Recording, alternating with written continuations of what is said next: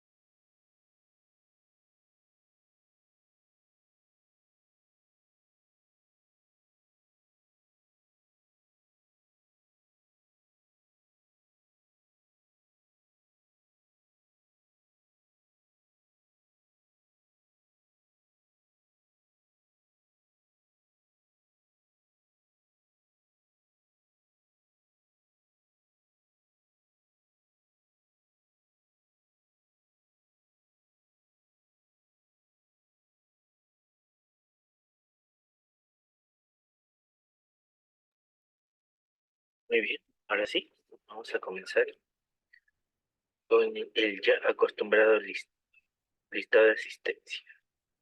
Para eso voy a compartir mi pantalla. Estamos. Ahora sí, vamos aquí.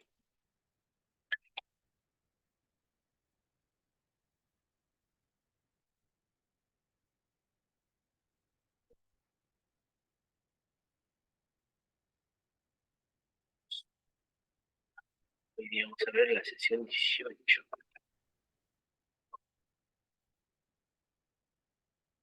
El 18. Muy bien. Martín Aguirre, Profesor presente, buenas noches. buenas noches.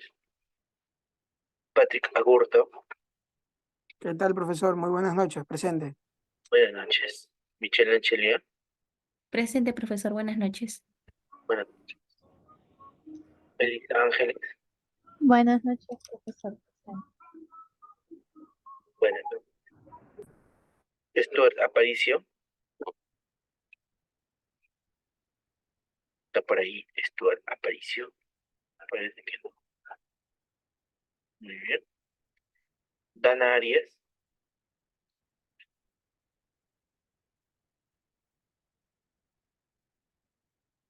tampoco Dana Arias. Víctor Atúncar, Buenas noches, profesor presente. buenas noches.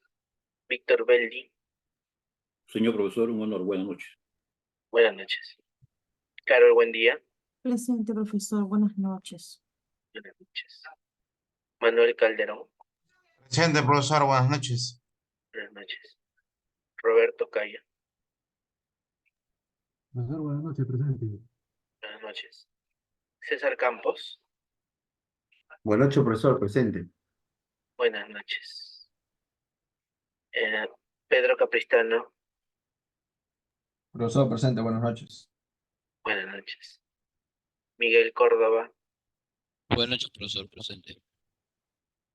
buenas noches.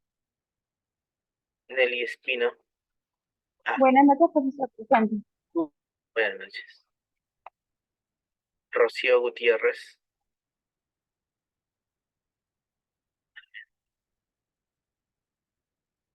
ya, Rocío Gutiérrez ahí. John Wamani, Presente, profesor, buenas noches. buenas noches. Gladys Lescano, Buenas noches, profesor presente. buenas noches. Jael Mirano, a ver. Ajá, Jael Mirano en el chat. Muy bien. Catherine Muñoz, Buenas noches, profesor presente. buenas noches. Juan Obando, Buenas noches, profesor presente. buenas noches. Jonathan Pajuelo, Presente, profesor, buenas noches. buenas noches. Ana Paredes, ujú. Gerson Parodi,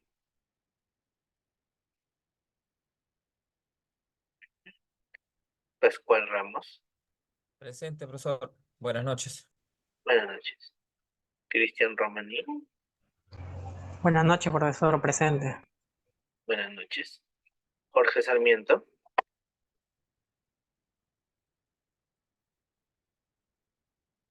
Luis Simón, Presente, profesor, buenas noches. buenas noches. Gonzalo Suárez, Buenas noches, presente. buenas noches. Kiara Tirado, Buenas noches, profesor presente. buenas noches.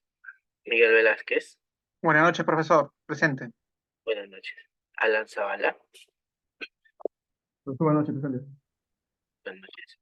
Natalia Sea, Profesor, buenas noches presente. Profesor, el compañero Stuart nos avisó de que ahora en unos minutitos se conectaba porque estaba llegando a su casa y se encuentra en una zona peligrosa. Stuart Aparicio. Sí, Stuart Aparicio. Ok, ahí ya le puse. Roxana Suni,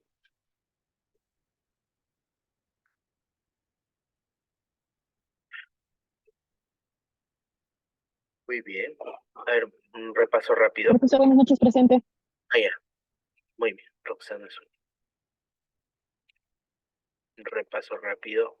Dana Arias. ¿No está? Ya. Ana Paredes. Gerson Parodi.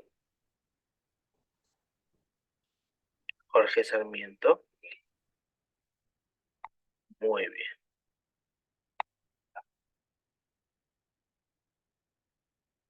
De ahí seguimos con la lista. Bueno, bueno, bueno, como en todas las clases, solamente les recalco de nuevo de que la evaluación 2 será el martes 28, ¿ok? Para que, bueno, siempre les recuerdo todas las clases, pero ahí está el recordatorio. Ya, y ya subí todas las clases que tengan que ver con esta evaluación acá, en el aula virtual. Y ustedes se pueden dar cuenta porque dicen EVA 2, EVA 2, EVA 2, EVA 2, EVA 2. ¿No? EVA 2 de evaluación 2. Así que todos los que dicen, o todas las sesiones que terminan en EVA 2, son los que vendrán en la evaluación 2. Así ya, para que se guíen. ¿Ok? Perfecto. Entonces tenganlo presente para que puedan repasar para este martes 28 de este mes de mayo. ¿Ok? Muy bien.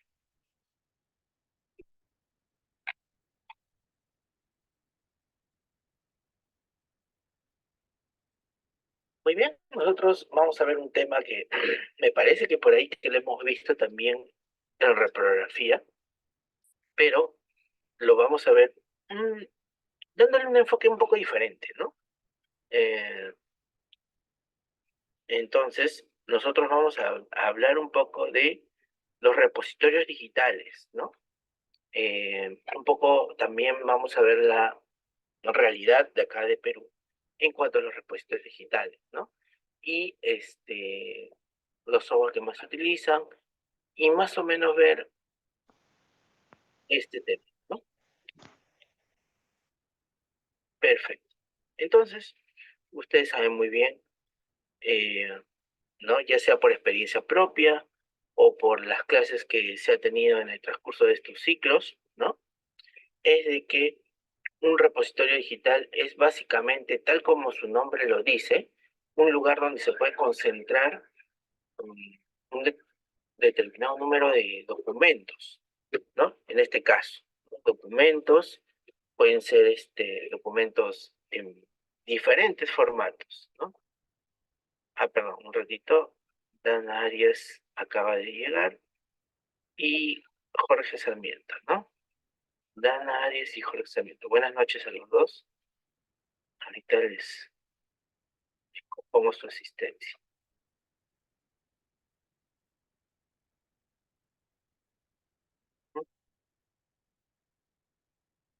Dan Arias y Jorge Sarmiento. Ahí está, no sé si alguien más ahí. Esto era Aparicio. Ah, esto era Aparicio, sí, ya le puse. El compañero me dijo que estaba de acuerdo, está ingresado. Ya le puse esto era Aparicio. Ya está, perfecto.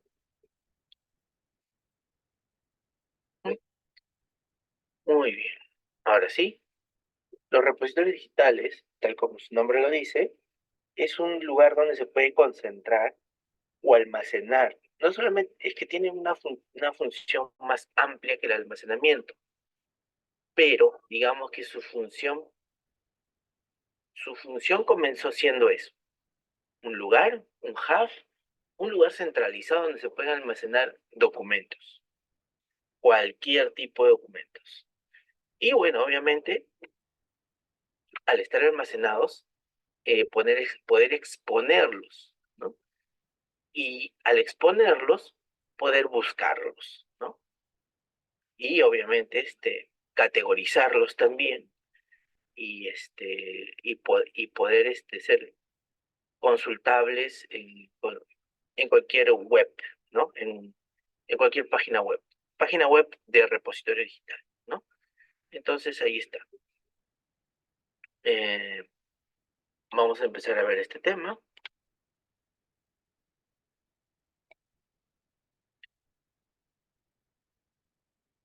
Vamos a ver cuáles son los componentes claves de un repositorio digital, ¿no?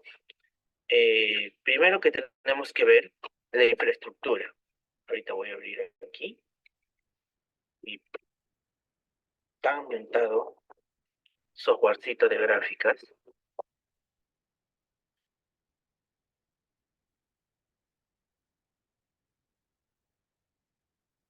Vamos a ver.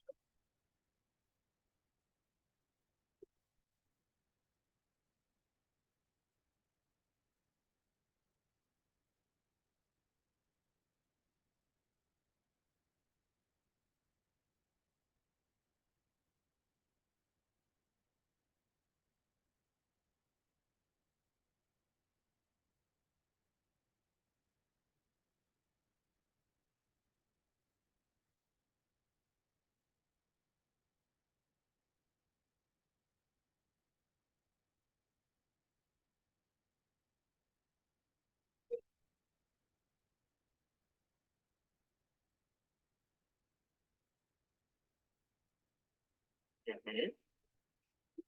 Ahí estamos. Muy bien. Lo primero que tenemos que contemplar a la hora, o sea, a la hora de ver los componentes clave de un repositorio digital, es primero que ver su infraestructura de almacenamiento.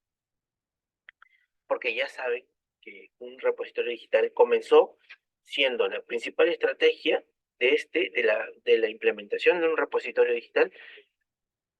Su primera prioridad o su primer porqué ha sido ser un lugar de almacenamiento centralizado, ¿no? Entonces, para eso, obviamente, cuando estamos hablando en la parte digital, necesitamos una infraestructura.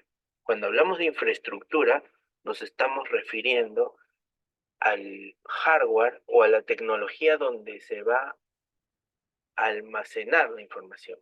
Por ejemplo, si estamos hablando de una solución on-premise, ¿no? O no se puede, o en las instalaciones, ¿no? Nos estamos refiriendo a que nosotros vamos a almacenar la información en nuestros servidores físicos, que están en nuestra oficina, que están en nuestra institución, que están en, no sé, de acuerdo al alcance de la institución, ¿no? Si la institución solamente está en un edificio, entonces estamos refiriendo a un servidor que está en el edificio, ¿no? Si es que tienen diferentes sedes, pues entonces lo más probable es que los servidores estén en la sede principal o en la sede central, ¿no? Entonces ahí está. Si es que si es que optamos por una solución on-premise para el almacenamiento de nuestro repositorio digital, entonces estamos pensando en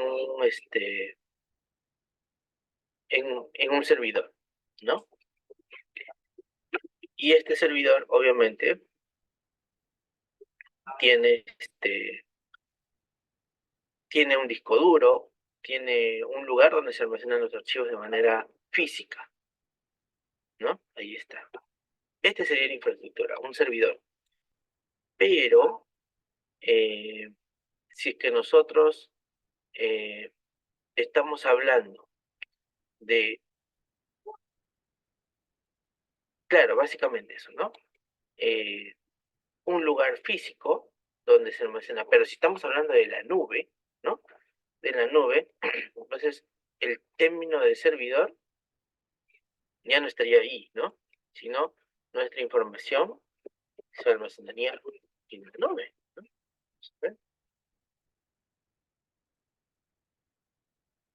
Ahí está. Este sería nuestro servidor, la nube. Claro, nosotros sabemos que lo de nube es una metáfora. En realidad es también un servidor, pero lo gestiona el proveedor, ¿no?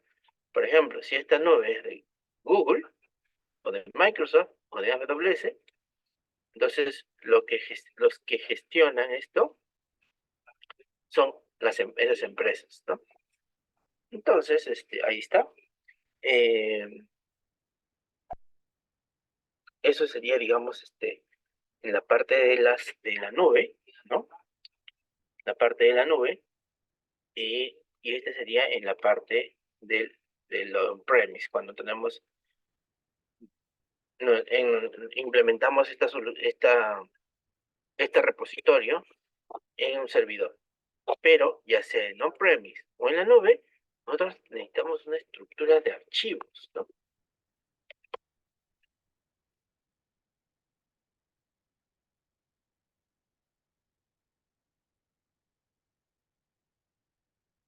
¿Ven? No funciona la F, así que tengo que buscar una F por aquí.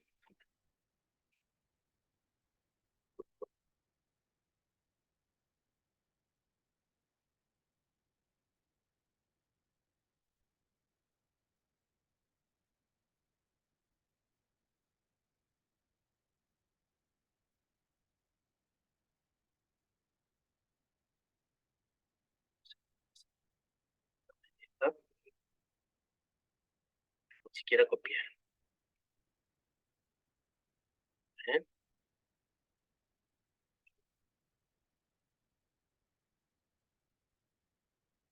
No me deja ni siquiera copiar. Bueno, está bien.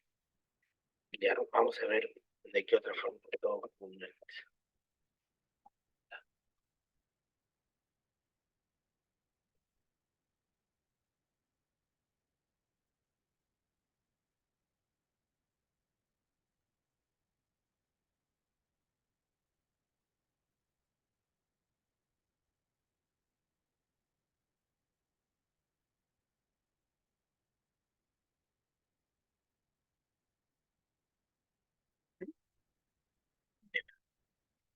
Imagínense que esta sea una carpeta, ¿no? Y los dos,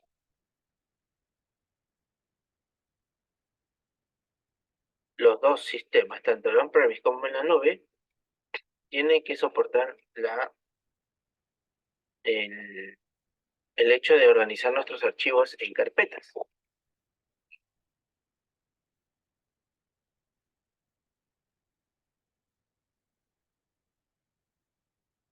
¿Ya?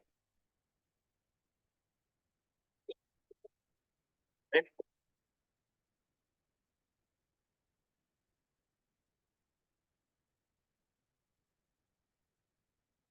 ¿Ya?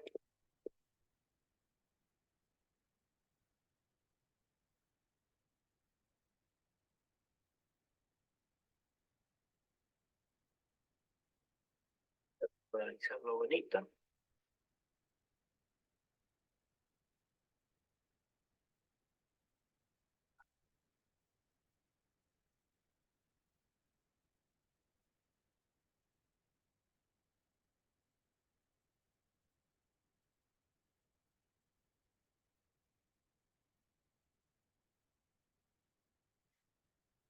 Muy bien.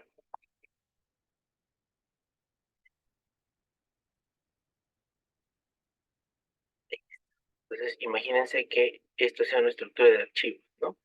Nosotros aquí tenemos nuestros archivos, nuestras carpetas, y dentro de las carpetas tenemos archivos. Entonces, tanto para la estructura on-premise como la estructura de la nube, debemos de tener una estructura de archivos. Y esa estructura de archivos tiene que tener una cierta categoría, ¿no? Una cierta categoría o una organización específica. Entonces, tanto que nos refiramos a una solución on-premise como una solución en la nube, debemos de contemplar un sistema de archivos, ¿no? Ahí está.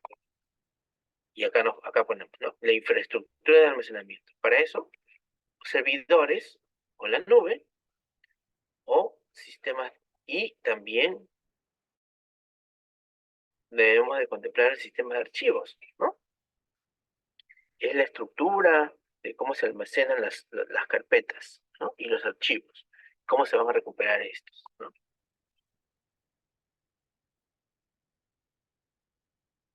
Ahí está. Y también un componente clave es la base de datos, que en este caso tiene que ver con la gestión de metadatos, ¿no? Ya hemos visto en clases anteriores que para poder modelar un buen site, nosotros debemos de pensar bastante debemos de pensar en cómo nosotros debemos de tener un buen plan de modelamiento de metadatos, ¿no? Entonces, no, supuestamente ya en este sistema ya están modelados los metadatos, implementados, y ahora tenemos que gestionarlos, ¿no? Entonces ahí está. El sistema de gestión, el repositorio digital que nosotros elijamos, debería también de gestionar los metadatos. Es muy importante eso, ¿no? ¿Para qué? Para que podamos facilitar la búsqueda de la información en nuestro site, ¿no? Si es que nosotros organizamos bien nuestros metadatos, vamos a poder encontrar información pertinente en nuestro site, ¿no? También tenemos de implementar índices de búsqueda, ¿no? ¿Qué significa eso? Que estos índices nos van a, así como, digamos, tiene la funcionalidad un índice en un documento.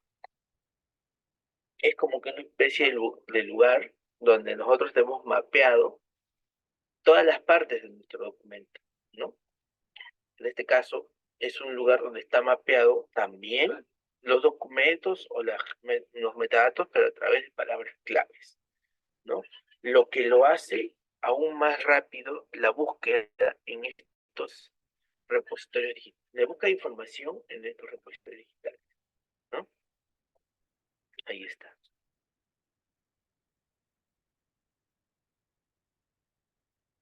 Interfaces de usuario, ¿no?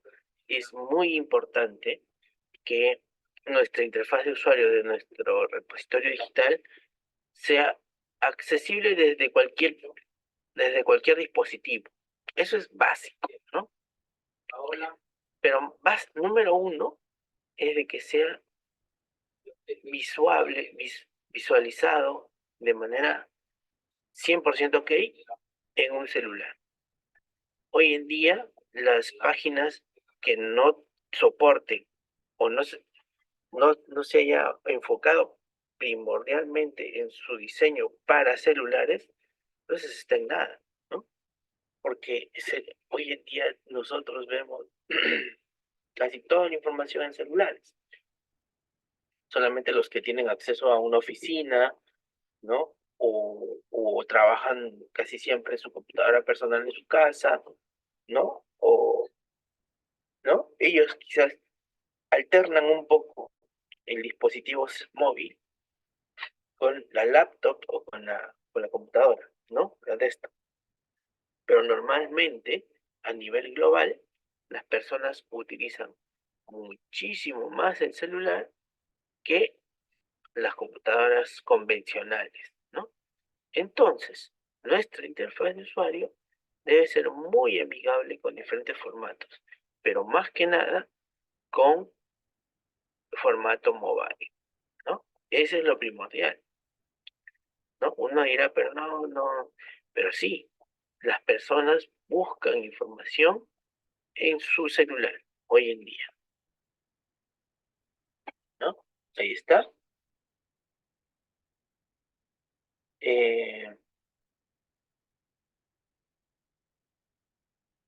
Y bueno, obviamente, el control de acceso y seguridad, ¿no? Esos son componentes clave, tal como dice aquí, ¿no? La seguridad que debe tener nuestro repositorio digital es importante. Es por eso que lo ideal, si es que digamos está entre su estrategia de su institución, tener un repositorio digital, es importante de que este sea una solución ya hecha y que lo brinden empresas ya reconocidas en el medio, ¿no? ¿Por qué? Porque las empresas son las, las empresas tienen siempre que pensar en la seguridad tanto de accesos restringidos, ¿no? Como a la parte de la criptografía. Nosotros también hemos visto en nuestra clase de criptografía o cifrado, es cómo se hace esto, ¿no? Al menos de manera gráfica se los puse, ¿no? Entonces, estos sistemas de repositorios digitales deben contemplar eso, tanto a la seguridad desde el punto de vista de perfiles de usuarios, usuario y contraseña, pantallas de logón, ¿no? Hasta la parte más interna de estos que va de un lugar a otro, ¿no? Y que son expuestos en la red. Y por ende, muy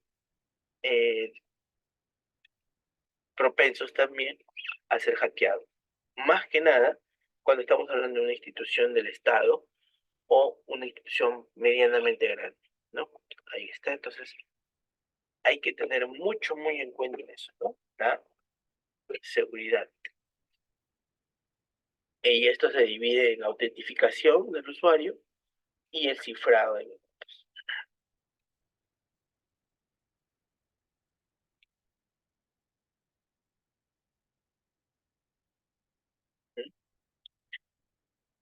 Gestión de versiones, ¿no? Ese es otro componente clave de un repositorio digital.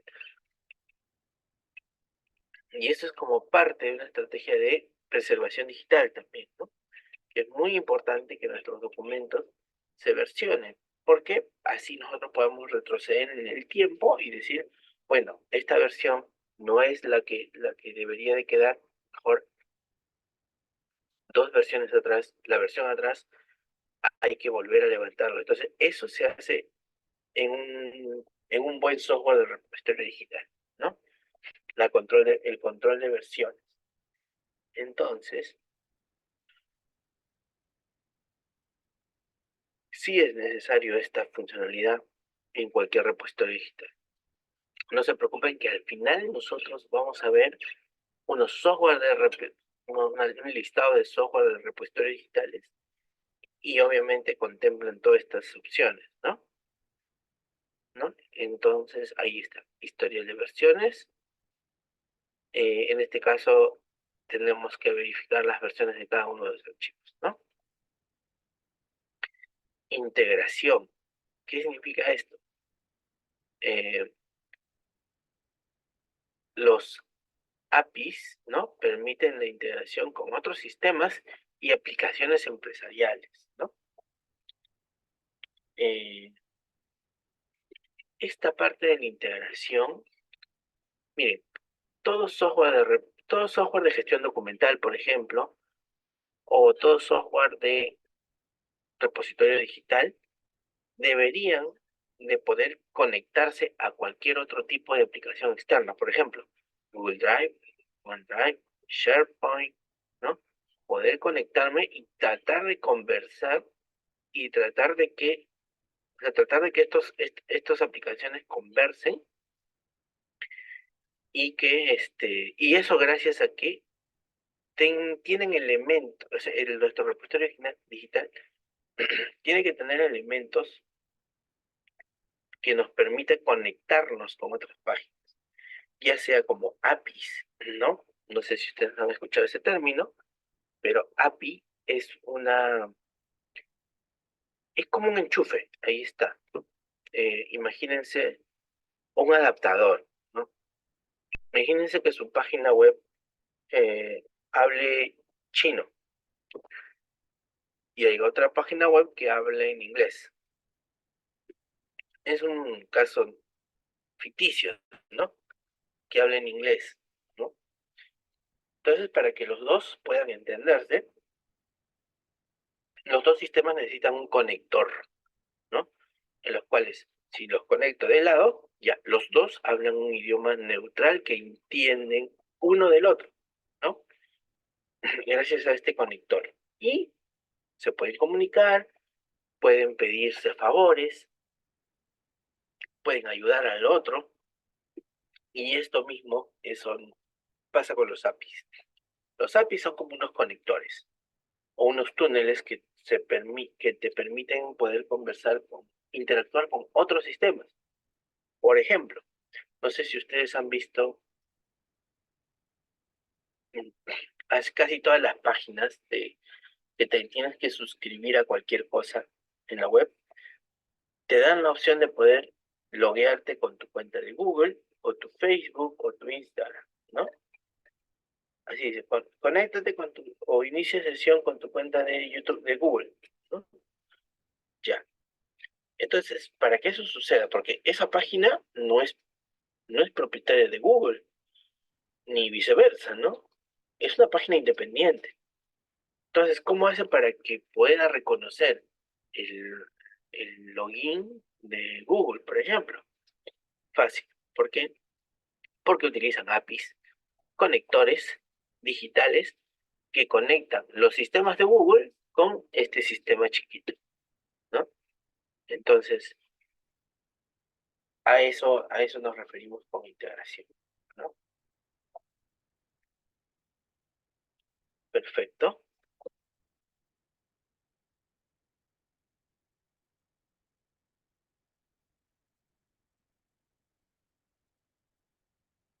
Ahora, eso es lo que hemos visto nosotros, son funcionalidades básicas que debe de tener todo sistema repositorio digital, ¿no?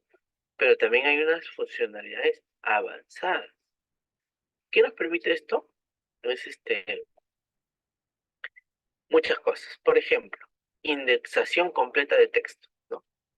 Esto es en el caso de búsqueda avanzada, así que nosotros en casi todos los sistemas ahora soportan búsqueda avanzada. Antes no. Antes solamente, no sé, páginas de libros, de tesis, de un documento en especial soportaban la búsqueda avanzada, pero ahora no. Ahora casi todos, por así decir, los sistemas soportan un tipo de búsqueda avanzada, ¿no? Ahí está, dice que permite búsquedas dentro, o sea, la indexación completa de texto me permite buscar información dentro del contenido de los documentos, no solo en los metadatos. Entonces hay que fijarnos en eso, ¿no? Por ejemplo, buen repositorio documental, a la hora de subirse al sistema, se genera unos metadatos, no sé, o un proceso que hace de que nosotros podamos hacer búsqueda en el documento completo, no solo en la metadata, sino en el documento completo. Lo cual obviamente lo hace tener mucho mayor probabilidad de encontrarlo cuando se les busca y poder eh, hacer la búsqueda que uno desea, ¿no? Ahí está. Esto básicamente para las búsquedas avanzadas. Dice automatización y flujos de trabajo, ¿no? ¿Qué nos referimos con esto? Dice que son los workflows personalizados, ¿no?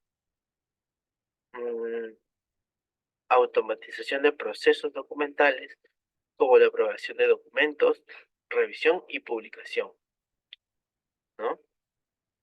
O sea, hoy en día los flujos de trabajo, ¿no? Es importantísimo a la hora de gestionar documentos, ¿no? Y un buen repositorio digital debería de soportar esto, los workflows personalizados, o sea que nosotros podamos editar los workflows y crear propios workflows. No tal vez tener unos workflows ya prediseñados, ¿no? Sino diseñar uno, ¿no? Entonces, ahí está. Automatización y flujos de búsqueda, ¿no? Y también las notificaciones de alerta. Es por si por ejemplo, una notificación, tal como dice aquí, es si es que un usuario hace algo que no debe de hacer en su sistema, entonces se registra un archivo de auditoría donde se especifica qué cosas está haciendo este usuario en el sistema. ¿Para qué? Para cuando haya una audición pueden decir, ah, ya, el cliente Juan López ha hecho esto de aquí y se le notifica a las personas pertinentes para que tomen cartas en el asunto, ¿no? Quizás ha hecho un uso indebido del sistema y hay que corregirlo antes de que lleguen mayores, ¿no? Muy bien.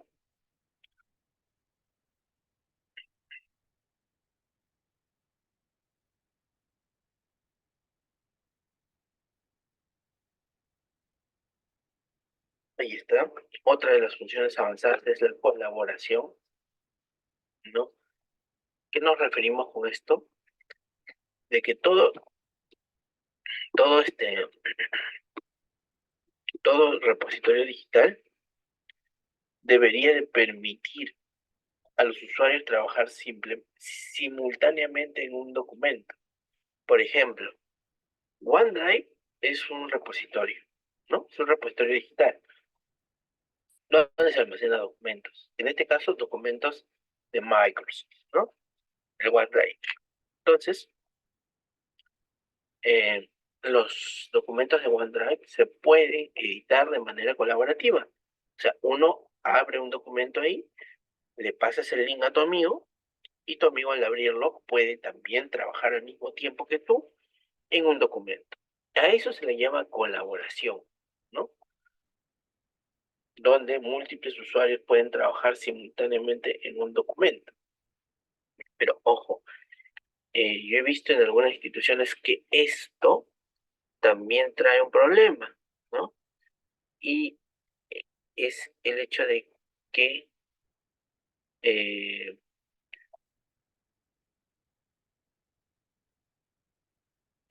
que no deberían, ¿no? No deberían los usuarios trabajar,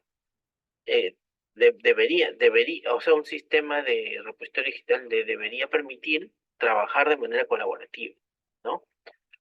Por ejemplo, OneDrive. Ustedes crean un documento de Google en OneDrive y lo comparten en el enlace con todos sus amigos,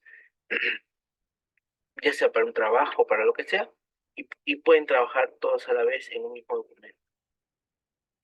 Pero hay que tener mucho cuidado con eso porque a veces, cuando son muchas personas las que se están trabajando de manera colaborativa, se forma como un pequeño caos. Y mientras más personas hay, más caos, ¿no?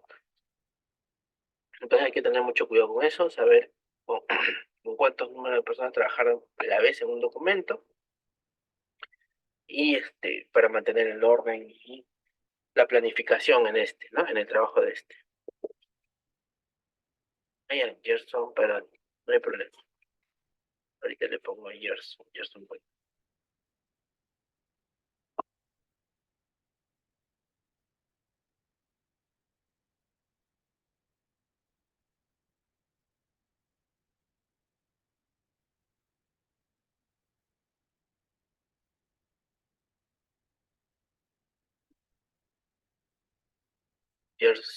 Parodi.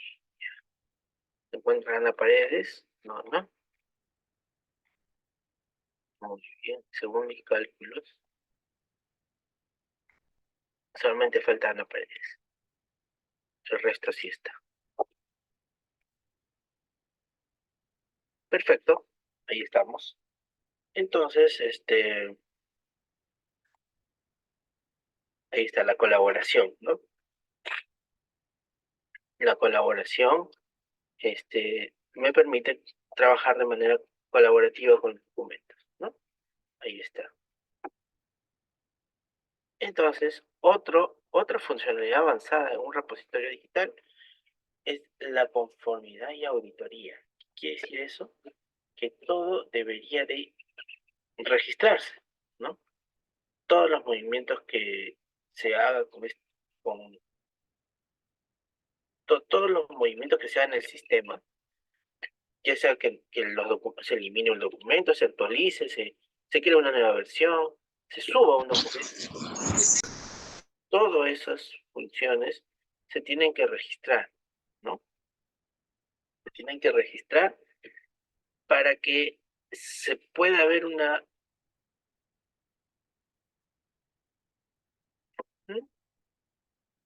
puede haber una auditoría más adelante, ¿no?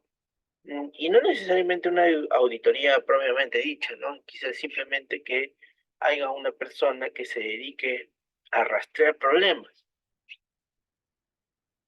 Entonces, ahí está, ¿no? Y está la retención y disposición, ¿no? La retención y disposición. Políticas de retención que aseguran que los documentos se conserven o eliminen según sus normativas, ¿no?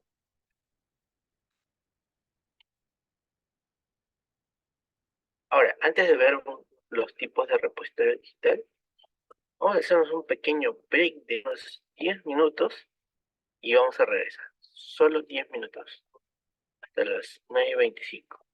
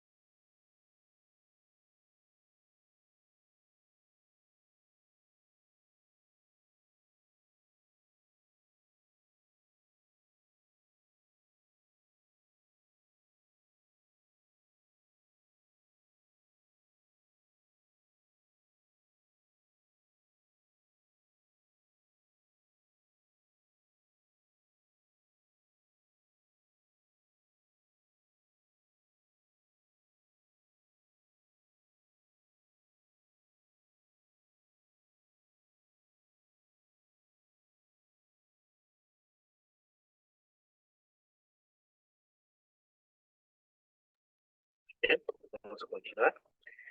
Y vamos a hablar sobre los tipos de repositorios digitales. ¿Mm?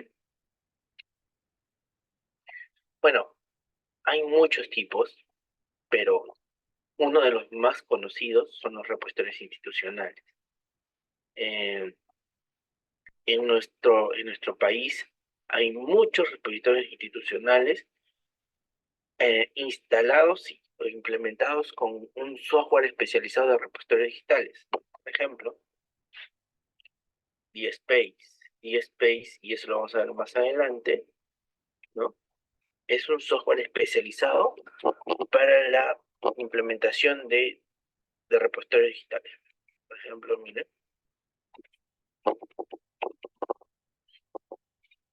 DSpace Perú. Y ahí está. Por ejemplo, la Católica tiene implementado el DSpace. El DSpace como un repositorio digital. Ahí está. PUC, repositorio institucional de la PUC, ¿no?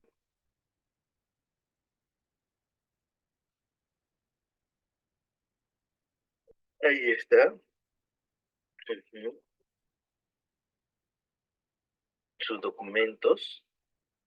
¿Qué tipo de documentos tiene? Artículos, tesis de licenciatura, fotos, tesis de maestría, capítulos de libros, etcétera, etcétera. Tienen realmente varios tipos de documentos, ¿no?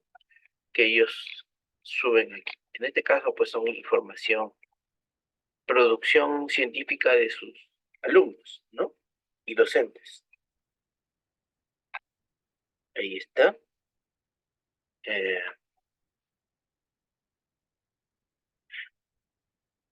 También la Universidad Pacífico también implementa DSpace, ¿no? Como repositorio institucional, ¿no? Ahí está. Todos sus documentos. Y miren, son de acceso abierto, ¿no? Pero yo sé que la Pacífico, hay algunos documentos que ahí está, ¿ves? Embargados. Bueno, no sé qué significa embargado. O tal vez sea privado, ¿no? Algo así como que privado, ¿no? O censurado, etcétera. Embargado, ¿no? Más que nada porque sus trabajos de investigación de la Universidad del Pacífico, muchos de esos son estrategias aplicadas en instituciones reales, obviamente, y instituciones que están en este momento aplicando esas estrategias, lo cual muchos de estos prefieren no hacerlas públicas, ¿no? Entonces, mientras que esta política se dé, el documento seguro es cerrado, ¿no? No es de acceso abierto. Muy bien. Y así, hay muchos otros repositorios de otras universidades, ¿no? Por ejemplo, miren, la Minedu también. Minedu también implementa DSpace, ¿no? DSpace como estrategia para implementación eh, de lo que ajá, donde ellos publican sus diferentes tipos de documentos, ¿no? O producción científica. Y así hay muchos otros más, ¿no? La Universidad Andina, la UNITRU, ¿no? La UPU, la UCT, y la Católica de nuevo, pero específicamente para tesis, ¿está? Específicamente para tesis y trabajos de investigación. ¿Mm?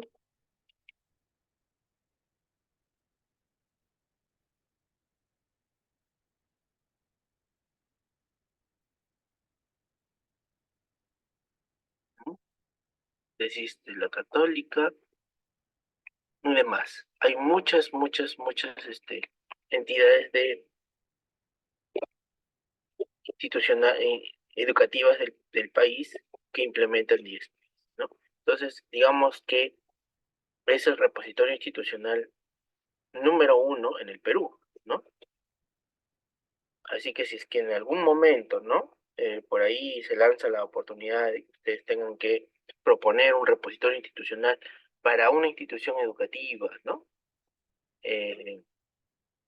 Pues de lejos, DSpace es una alternativa, porque aparte de que se usa mucho, han, han hecho una comunidad de repositorios digitales peruanos, ¿no? De los cuales hacen convenios, hacen actividades en común, capacitaciones, ¿no? Etcétera. Entonces, es muy conveniente, ¿no? Ser parte de esta comunidad a la hora de implementar una estrategia de repositorio digital en una institución educativa. Ahí está. Pero digamos que a nosotros que trabajamos, o ustedes específicamente, que son los que más trabajan con archivos, lo que digamos deben de ponerle más énfasis es a los repositorios empresariales. ¿Por qué? Porque ellos son los encargados de almacenar diferentes tipos de documentos, contratos, informes, actas de reunión, políticas, reglamentos, políticas, o sea, diferentes tipos de documentos almacenados en este tipo de repositorio empresarial. Ojo que, si bien es cierto que DSpace es un software que más que nada lo utilizan instituciones educativas en el Perú, eso no implica que no lo puedas implementar para tu repositorio empresarial. Es un software libre, lo puedes descargar e implementar de manera gratuita. Así que también es una muy buena opción para un repositorio empresarial, ¿no? Bueno, hay otras opciones más para repositorios empresariales, ¿no?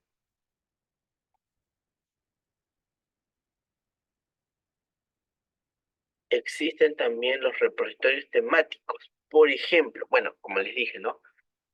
DSpace se utiliza más que nada para repositorios institucionales, pero también se utiliza también para repositorios temáticos.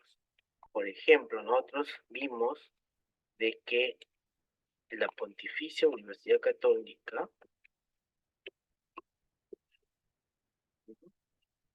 tienen dos DSpace. Uno que es el repositorio institucional de la PUC, de toda la PUC, y otro que es temático.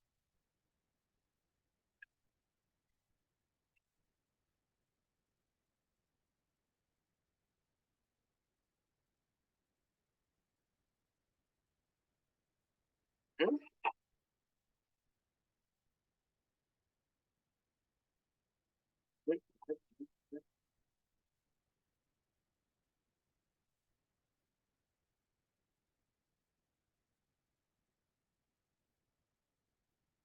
¿Mm? Tesis. Ahí está. ¿Eh? Bueno, este es su sistema de biblioteca, pero este es su repositorio institucional de toda la PUC, es institucional, y este es su repositorio temático de la PUC. ¿Y cuál es el tema principal acá en la PUC, en este repositorio?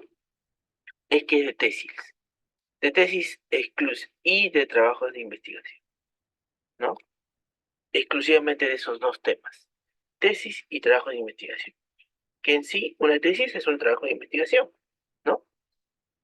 Pero bueno, acá lo han hecho un poco amplio, ¿no? Tesis y trabajo de investigación.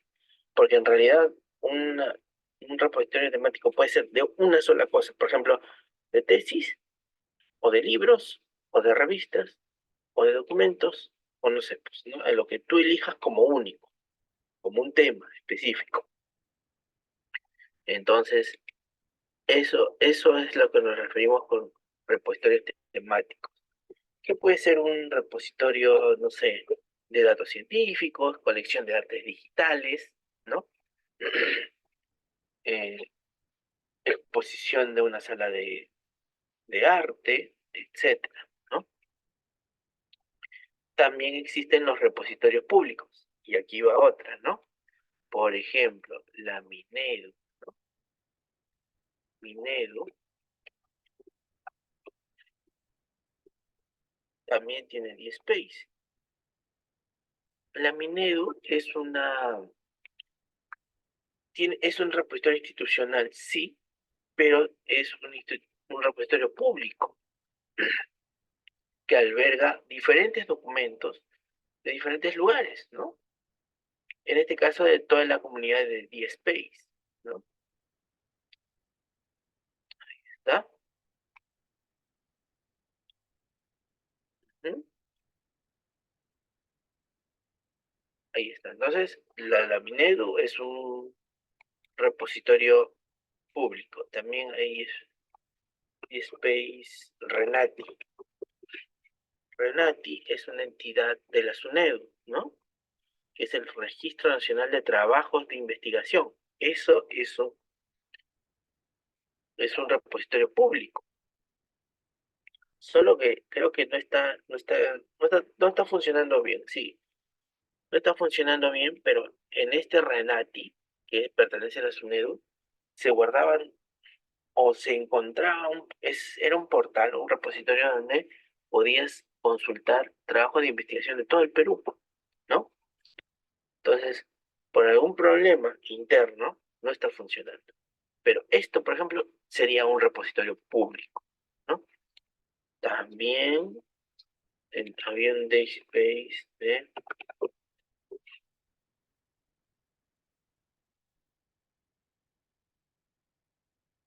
Vamos a ver.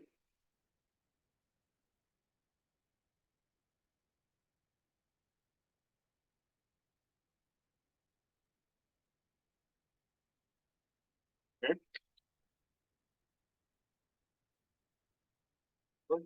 Bien. Por ahí he visto que hay un DSpace, digamos, para todo lo que tenga que ver con documentos del Estado, ¿no? Pero bueno, ahí hemos visto dos repositorios públicos grandes del Perú, la Renati y el del Minero, ¿no? ¿Mm?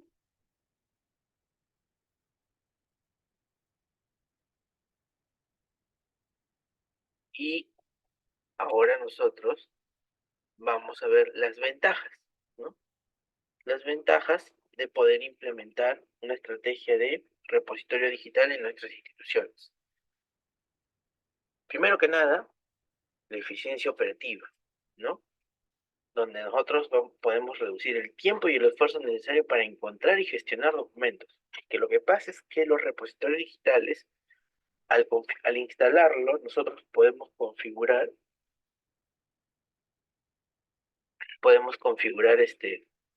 las categorías, los tipos de documentos que vamos a subir, los formatos, eh, algunos estándares o metadatos externos. O sea, podemos configurar de tal manera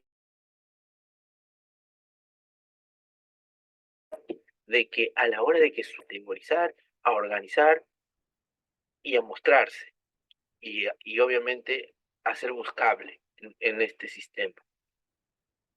Entonces, obviamente, me reduce muchísimo, muchísimo el tiempo y esfuerzo necesario para encontrar y gestionar documentos en aras a un repositorio digital, ¿no? Entonces, la eficiencia operativa es mucho lo que te ahorras aquí, ¿no? seguridad y cumplimiento. ¿Qué significa esto?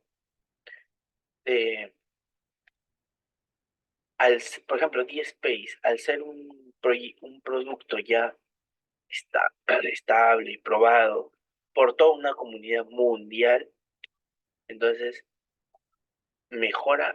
ha trabajado mucho en la parte de la seguridad. Hay muchas tecnologías que se pueden implementar para esto, que es la criptografía, el controlar bien los perfiles de usuarios, los accesos, etcétera, ¿no? Entonces, esto también lo cumple un buen repositorio institucional, ¿no? También mejora en la colaboración. ¿Por qué? Porque facilita el trabajo en equipo y el acceso compartido y simultáneo a documentos. Por ejemplo, esto es si es que nosotros estamos trabajando en OneDrive o en Google Drive, ¿no?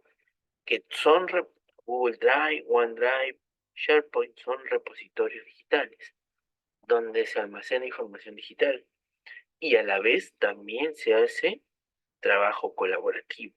¿Por qué? Porque nos podemos conectar muchas personas a un mismo Word, a un mismo Excel y empezar a hacer variaciones en esto. Y obviamente eso se llama trabajo colaborativo, ¿no? También está la reducción de costos, ¿no? El ahorro y costos de almacenamiento físico y reducción de duplicados de documentos. Claro, que lo que pasa es que nosotros, al subir este documento al sistema, este sistema, pues, si es que nosotros lo tenemos en la nube, nos ahorramos mucho en almacenamiento físico. Y siempre cuando hablamos de tecnología en la nube, de almacenamiento en la nube, hablamos de precios bajos, ¿no? Entonces, la reducción de los costos aquí es una ventaja muy fuerte, ¿no? Muy fuerte. Bien. ¿Cuáles son los desafíos que se enfrenta el mercado de los repositorios digitales, ¿no? Pues no hacen descuentos. Estos desafíos, perdón, primero antes que veo que ahí está la señorita Ana Paredes, ¿verdad?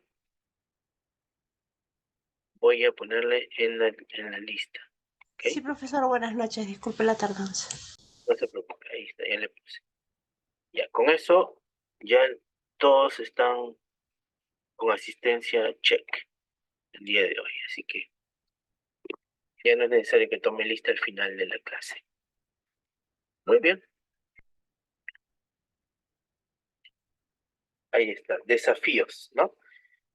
¿Cuáles son los desafíos que afronta un repositorio digital a la hora de poder ser implementado en una institución, ¿no? Primero que uno es la migración de datos. Por ejemplo, si nosotros usamos sistemas antiguos, en nuestros documentos, entonces, ¿cómo migrarlos ahí, ¿no? Se puede hacer, pero es todo un trabajo. Y si nosotros, digamos, nuestros documentos los tenemos en físico, pues obviamente tenemos que hacer todo un plan de digitalización, ¿no? Entonces, no es tan sencillo, ¿no?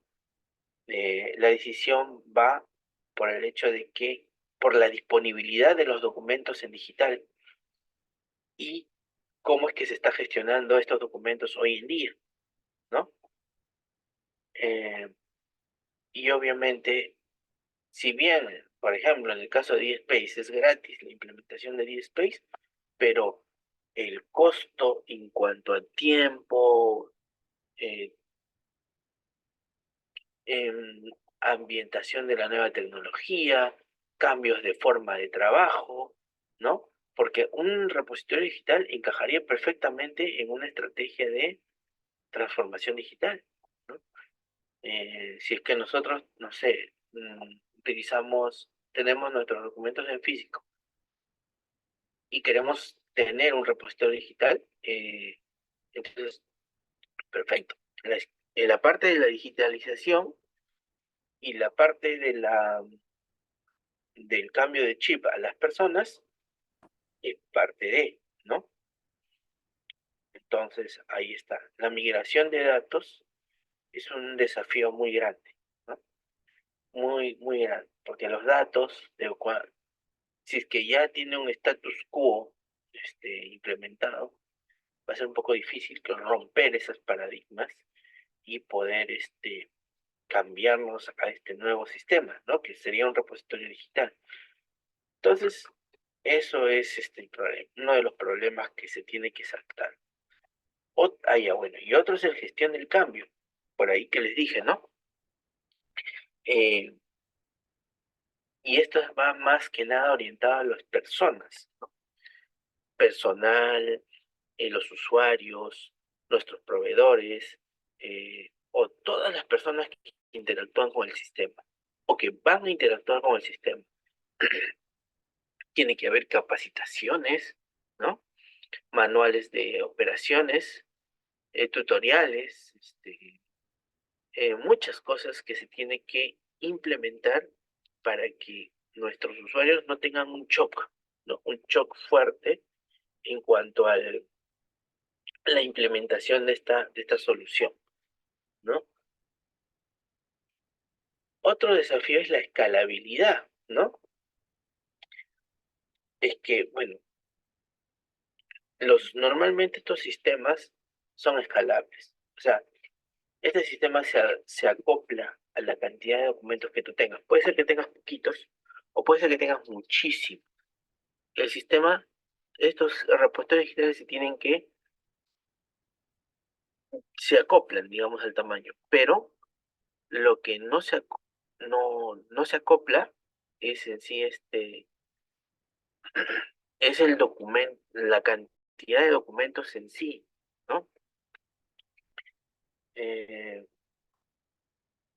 La forma en cómo puede avanzar, en, en cómo es que se puede almacenar información, por ejemplo, ¿no? Si es que nosotros estamos implementando DSpace, almacena la información de manera local, o sea, en el servidor.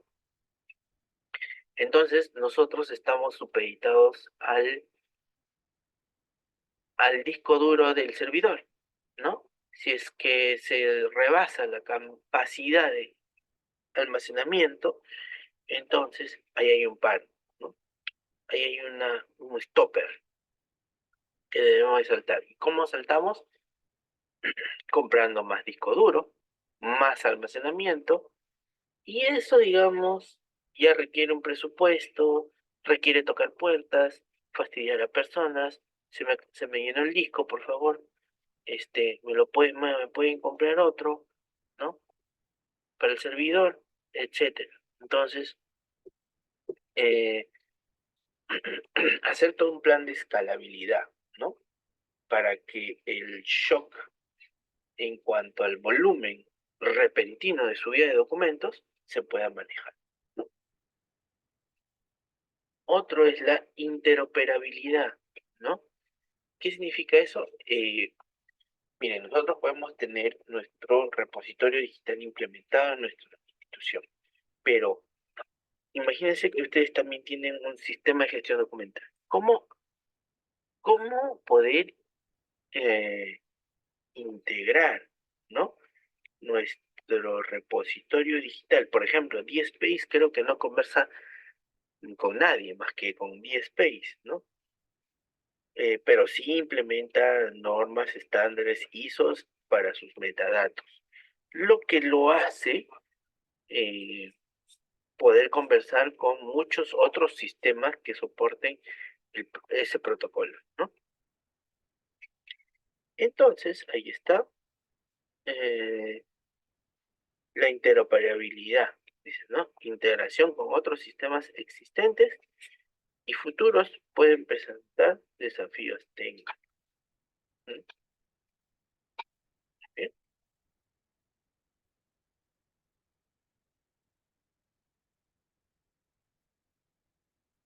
Otro que debemos de Profesor, disculpe, una pregunta. dígame. De la PPT anterior, el tema de la escalabilidad, ¿hay algún método o alguna fórmula para poder medir el volumen de producción de documentos? ¿O el sistema lo hace de manera empírica? A ver, Más que todo, sobre todo la producción, orientándolo de aquí para medir pues la cantidad de capacidad, ¿no? Que se requiere de repente por la producción de documentos que se genera anualmente, ¿no? Sí, bueno, hay algunos sistemas de repositorios digitales que sí tienen un sistema de, digamos, de presupuestación de almacenamiento, ¿no? Pero, por ejemplo, DSpace no. Tiene que hacerlo de manera empírica. ¿Cómo así? Decir, bueno, hacer un cálculo, ¿no? Nosotros tenemos tanta cantidad de documentos y obviamente cada uno va a pesar en promedio tanto, y si este sistema vamos a subir 1000 documentos en el transcurso de, ¿no? Entonces ahí hacer como que un cálculo y ver más o menos cuál es la cantidad de disco duro que tú tienes que implementar, ¿no? Pero, a ver, si es que estamos hablando del mundo on-premise, o sea, del almacenamiento local en un servidor, entonces, hay técnicas, ¿no? Para que, digamos, si es que tu disco se está llenando, poder agregar uno y seguir con, porque el problema principal en un repositorio digital es el almacenamiento. Porque por lo mismo que es un repositorio, le llega cualquier cantidad de documentos digitales. Entonces, también lo ideal podría ser conectar la parte de almacenamiento en un sistema en la nube, llámese Dropbox, Google Drive, OneDrive, AWS, S3 de AWS. O sea, de que nosotros, ya, si bien es cierto, nuestro repositorio digital está en nuestro servidor, pero la parte de almacenamiento lo podemos subir a la nube. Y que nuestro sistema, nuestro repositorio digital se pueda conectar con este servicio, llámese SharePoint, ¿no? Etcétera, y que se pueda utilizar la nube o el servicio como medio de almacenamiento. Eso sería genial, ¿no? Porque obviamente lo único que tenemos que preocuparnos es por el pagar, pero lo bueno es que el almacenamiento en la nube es barata, ¿no? Es barata, así que incluso es más barata que la estrategia de almacenamiento físico, porque se te llena tu disco duro, tienes que comprarte otro. Y los discos duros no están 10 soles, 20 soles, algunos pueden costar 300 soles, ¿no? Y no sabemos dependiendo del tamaño también, ¿no? Si es que quieres comprar un buen disco, ¿no?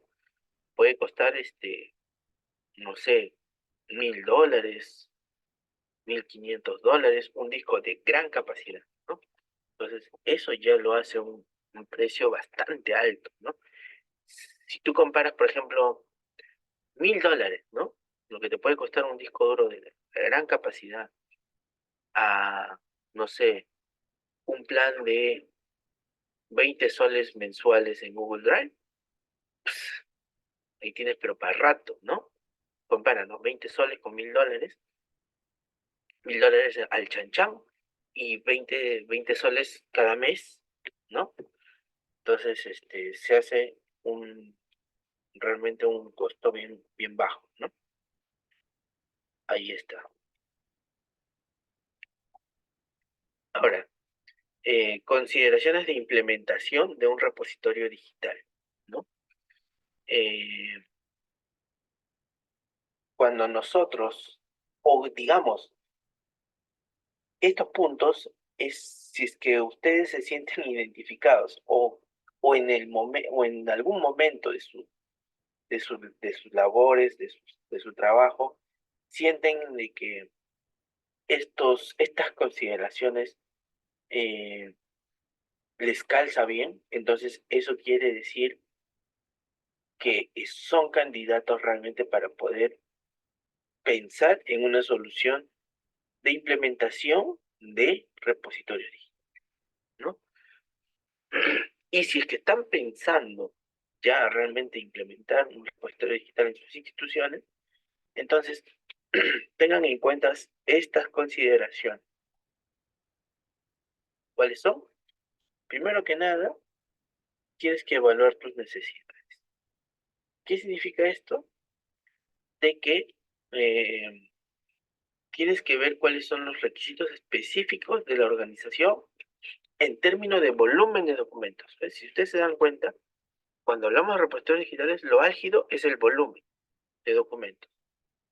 De ahí los tipos de usuarios y el flujo de trabajos de estos documentos. Básicamente tienes que ver esas tres cosas: volumen, tipos de usuario y flujo de trabajo, ¿no?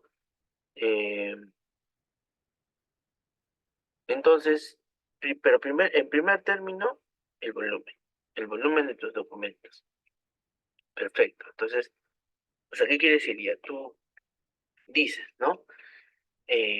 Yo estoy evaluando a implementar un repositorio digital. Ya, yo necesito, para eso, en esta primera etapa, tener un disco duro de 1 terabyte, ¿no? De 1 terabyte para no preocuparme por el almacenamiento, ¿no? Y obviamente necesito también que se creen unos 3 o 4 usuarios. Usuario administrador, usuario técnico y otros operarios, ¿no? Y de ahí empezar a trabajar con los flujos de trabajo, ¿no? Entonces ahí está. Después, otra consideración de implementación es la selección del software. Como les digo, si es que ustedes, por ejemplo, van a implementar una solución, un repositorio institucional, acá en el Perú, todas las entidades educativas que tienen un repositorio digital han utilizado DSP. Todas, casi. O sea, creo que no hay ningún otro software que utilicen que no sea DSpace acá en el Perú. Que DSpace es un software de gestión de repositorio digital muy, muy, muy usado en el mundo, ¿no? Que ha sido desarrollado por el MIT, ¿no? Que es el Instituto Tecnológico de Massachusetts, ¿no? Una de las entidades más grandes de tecnología del mundo, ¿no? Y lo pusieron a disposición como software libre y se regó como un virus en el mundo. Y hay muchísimas instituciones en el mundo que utilizan DSpace para repositorio institucional en primer lugar. Pero tranquilamente DSpace se puede utilizar para cualquier tipo de repositorio empresarial, temático, público, etcétera. Incluso un repositorio privado. No lo he puesto en los tipos de repositorio, pero pueden hacer no es un repositorio digital, su filosofía, digamos, va más acorde con el acceso abierto. Pero nadie te dice que tú si quieres implementar tu repositorio digital de manera privada, no lo hagas. No hay ninguna regla, ¿no?, que te diga eso. Porque puede ser que ustedes quieran implementar un repositorio digital para que se pueda almacenar, pues, toda la información generada por la empresa, ¿no? Contabilidad, finanzas, no sé, pues, y tenga acceso por perfiles, por usuarios, ¿no? Donde el usuario administrador tenga acceso a todos los documentos que tengan que ver con finanzas, presupuestos, etc. Y así, ¿no? pero hay que ver qué software es el que a nosotros nos conviene, ¿no? Para eso tenemos que hacer una investigación o contratar a una persona especializada en saber en saber cómo es este tipo de softwares y te pueda dar una buena recomendación de acuerdo a tus necesidades, ¿no? Planificación de la implementación. Obviamente, si es que quieres implementar eso, tienes que planificarlo, ¿no? Tienes que decir, bueno, ahora vamos a armar un plan, ¿no? ¿Desde cuándo se comienza con esto? ¿Cuáles son los pasos a seguir? ¿Cuándo empezamos con la migración de los datos? ¿Cuándo con la capacitación de los usuarios? ¿Y cuál es el soporte que te va a hacer post implementación? O sea, ya implementamos, capacitamos y se implementó la solución. ¿Y ahora qué? Después de eso, ¿qué? Tenemos que seguir con un plan, ¿no? También post, ¿no? Entonces, otra consideración son las pruebas y validación. ¿Qué significa eso? Que nosotros, una vez que ya hemos dicho, ya, este es el software que nosotros vamos a usar, hay que testear. Testear si es que a ver si es que soporta la cantidad de documentos que tenemos. Tal vez ustedes son, y trabajan en una institución que tenga que ver con videos, ¿no? Archivos en video. Y obviamente son muy pesados. Se puede subir, se puede configurar subidas pesadas. Hay que ver todas esas cosas, ¿no? Y para eso están las pruebas. O sea, para las pruebas y validación, entonces es como un tiempo en el que ya subimos información y vemos cómo se comporta, vemos cómo se comportan nuestros usuarios y etcétera, ¿no? Y por último, una vez que ya tenemos todo esto implementado, tenemos que estar monitoreando y darle mantenimiento. ¿Qué significa darle mantenimiento? Primero que nada, pensar en las actualizaciones de seguridad del software. DSpace, ¿no? Es un software que lanza versiones.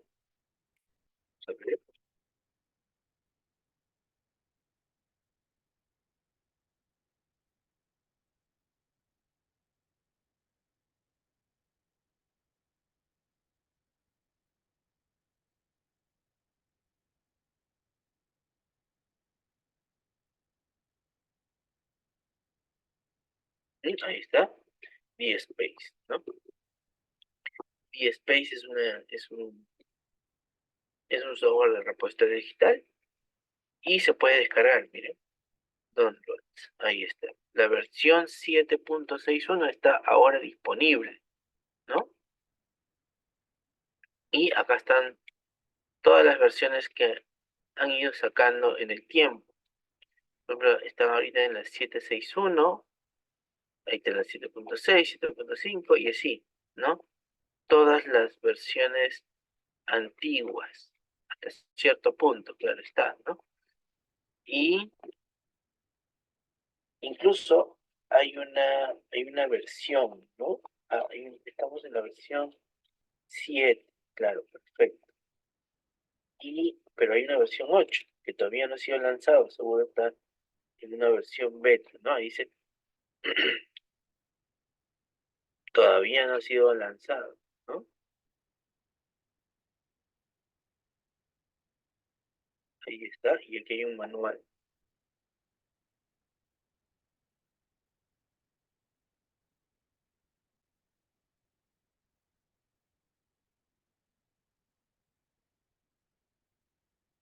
Ahí está, ¿no? Perfecto. Eso es con respecto al monitoreo y mantenimiento. Ahora, yo les he traído aquí un listado de softwares más utilizados para repositorios digitales. Bueno, ya hemos visto DSpace, ya han visto que se utiliza más que nada en universidades, pero vamos a ver la comunidad de DSpace.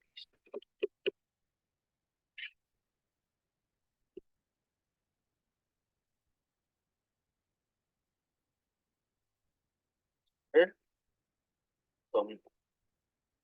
Space Community, Google Groups.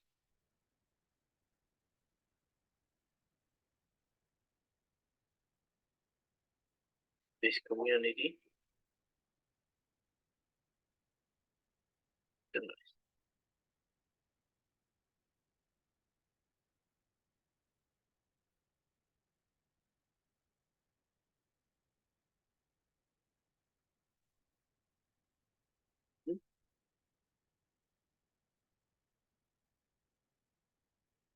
Ujú. A ver, Community Space. Realmente no me sale en la página donde yo puedo ver específicamente la comunidad. Yo he visto una vez y eran realmente amplias. Creo que esta es la lista de instituciones, empresas que utilizan DSpace. Ahí está. Comunidades en DSpace. Realmente son un montón.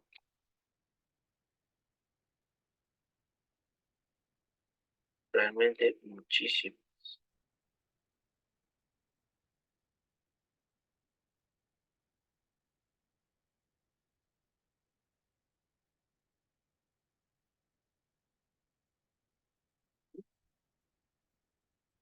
Toda la comunidad de DSpace en el mundo.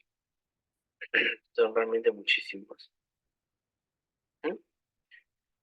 Pero otro software utilizado bastante para implementación de repositorios digitales es Alfresco, ¿no? Alfresco es un software más que nada para el contenido empresarial, ¿no? Pero tiene muchas funciones para lo que es un repositorio digital, ¿no?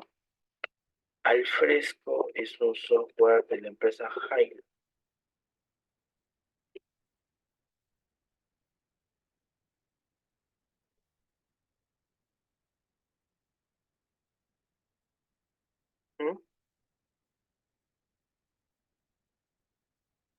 Ahí está, Hive.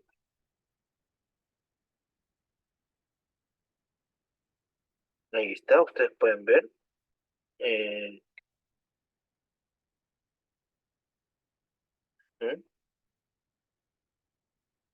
Lo trabaja ¿no? Su círculo de trabajo de Alfresco, ¿no? Su documentación. Y incluso acá se puede ver las integraciones que tiene esto. Eso está genial porque uno puede ver con qué software trabaja o con qué software se puede conversar, ¿no? Y miren, conversa con Adobe Sign, Next.Gen, Microsoft Dynamics, es importante eso, algún día lo usarían, ¿no? Google, Salesforce, ¿no?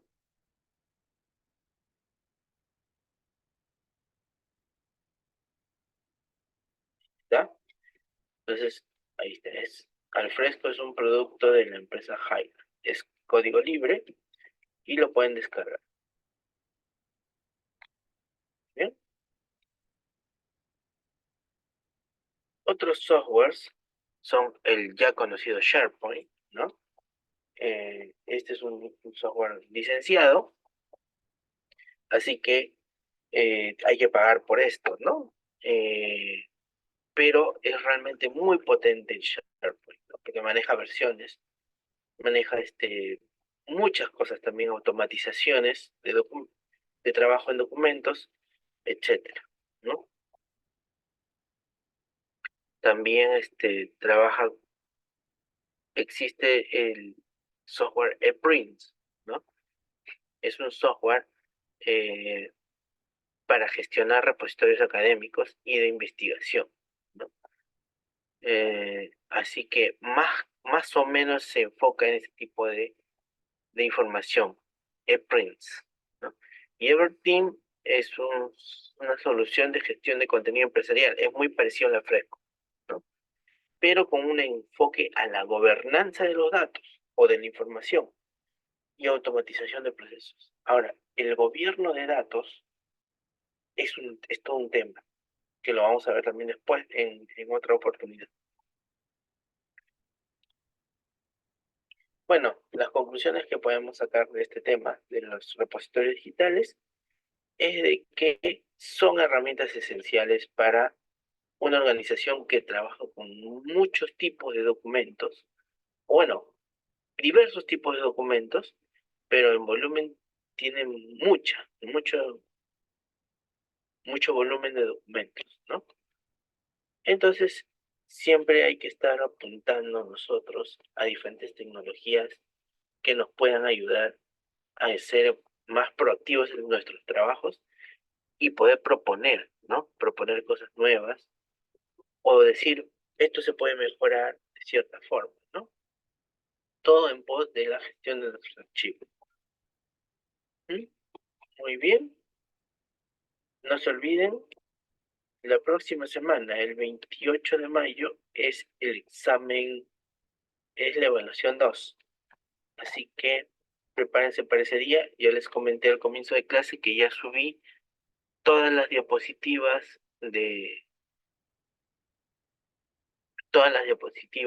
que va a venir en la evaluación 2, ¿no? Se van a dar cuenta porque termina en EVA 2, ¿no? Las diapositivas terminan en EVA 2. Entonces, ahí estás. Muy bien. Si no hay ninguna consulta, nos podemos quedar aquí y nos vemos el jueves. Sí, Hasta profesor, luego. nos vemos el jueves. Buenas noches, Dios lo bendiga. Buenas noches, igualmente. Buenas Gracias. noches, profesor. Buenas noches, buenas noches. Buenas noches, profesor. Buenas Bueno, noches, profesor. hasta luego, hasta luego.